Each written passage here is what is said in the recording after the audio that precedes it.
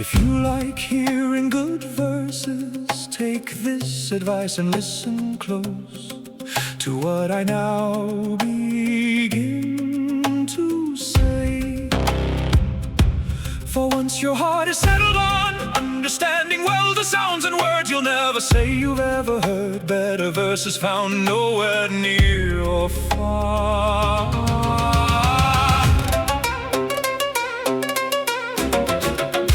It's not something you should mock.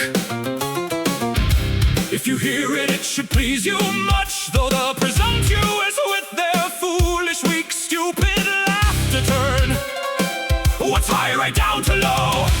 We see the good men rise while mockery gets left behind at gallop. So it's good to leave such things, for mockery's never moved a heart. No brambles ever bloomed here, and a garden born of bad intent shows when the crown and branch bear no fruit and have no shoots, and all who enter come out limping.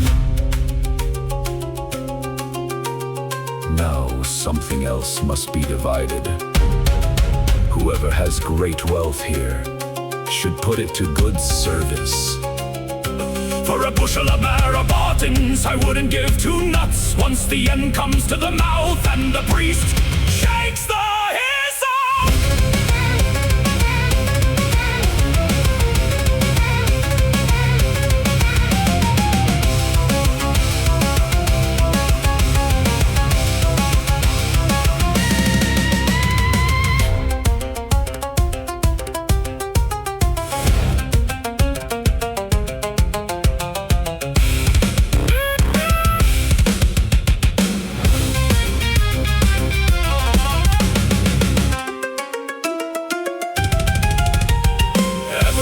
Should remember not to let their heart be arrogant about the good we're meant to enjoy, for in little time a man is conquered.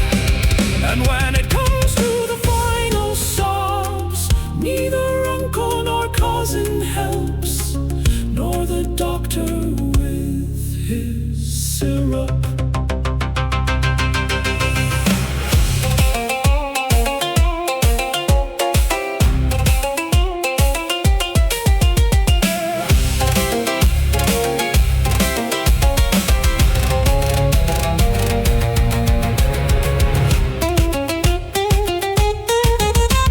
You truly think on death, you who look up with clear eyes, how God to heal us received death, and then death killed the one who came for us upon the cross. We all die, will protect no one at that hour any more than it did Job.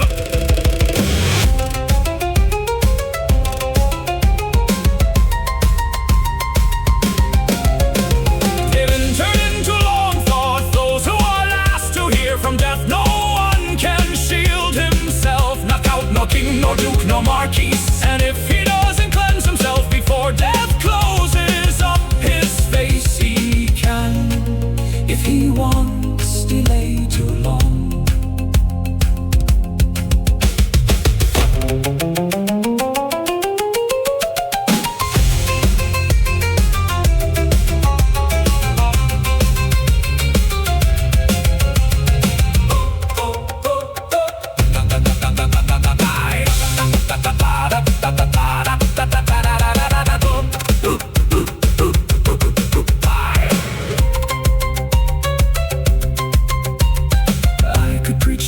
Every day, but let us pray to him who is head, and then to guard us from the infernal pit and place us in his paradise, where he placed Isaac.